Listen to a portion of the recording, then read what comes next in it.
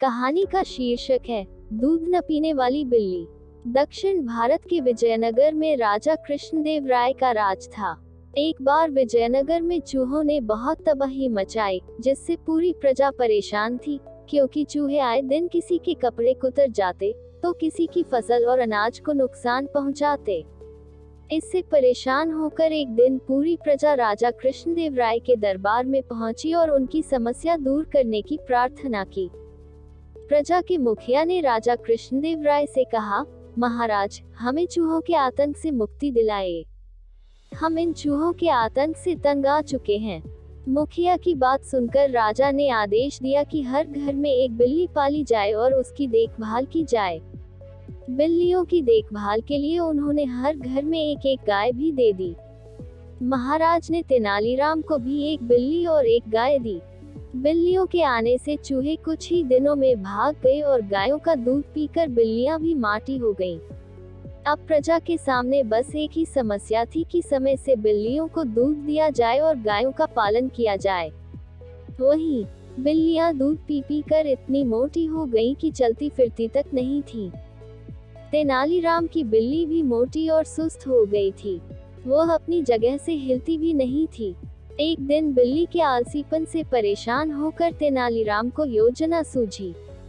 उसने रोज की तरह बिल्ली के सामने दूध से भरा कटोरा रख दिया, लेकिन इस बार दूध बहुत गर्म था।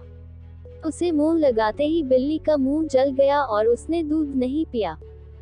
इस प्रकार कई दिन निकल गए, जिससे बिल्ली दुबली हो गई और भागने भी लगी।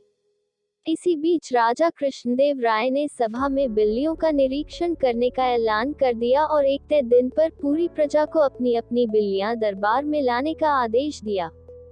सभी की बिल्लियां बहुत मोटी हो गई थी, लेकिन तेनालीराम की बिल्ली बहुत दुबली थी। राजा ने इसका कारण पूछा तो उसने कहा कि मेरी बिल्ली ने दूध पीना छोड़ दिया है। राजा ने इस बात को नहीं माना और उसने एक कटोरा दूध बिल्ली के सामने रखा। दूध को देखते ही बिल्ली भाग खड़ी हुई। इस घटना को देखकर सभी दंग रह गए। राजा ने तेनालीराम से इसका राज जानना चाहा। तब तेनालीराम ने कहा, महाराज, अगर सेवक ही आलसी हो जाए तो उसका रहना मालिक पर बोझ बन जाता है। वैसे ही इन सभी बिल्लियों के साथ भी है।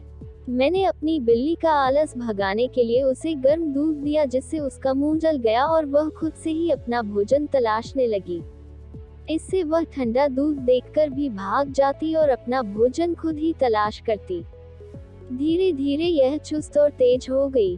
ठीक ऐसे ही मालिक को अपने सेवक के साथ करना चाहिए और उसे आलसी नहीं बनने देना चाहिए। तेनालीराम की बात राजा को पसंद आए और उन्होंने तेनालीराम को 1000 स्वर्ण मुद्राएं इनाम में दी। कहानी से सीख, हमें कभी भी किसी को इतना आराम नहीं देना चाहिए कि वह आलसी हो जाए, जैसे इस कहानी में बिल्ली के साथ हुआ। साथ ही मेहनत करने वाली की सभी कद्र करते हैं। ऐसी और मजेदार कहानियां सुनने के लिए मेरे चैनल को लाइक, सब्सक्राइब और शेयर करें।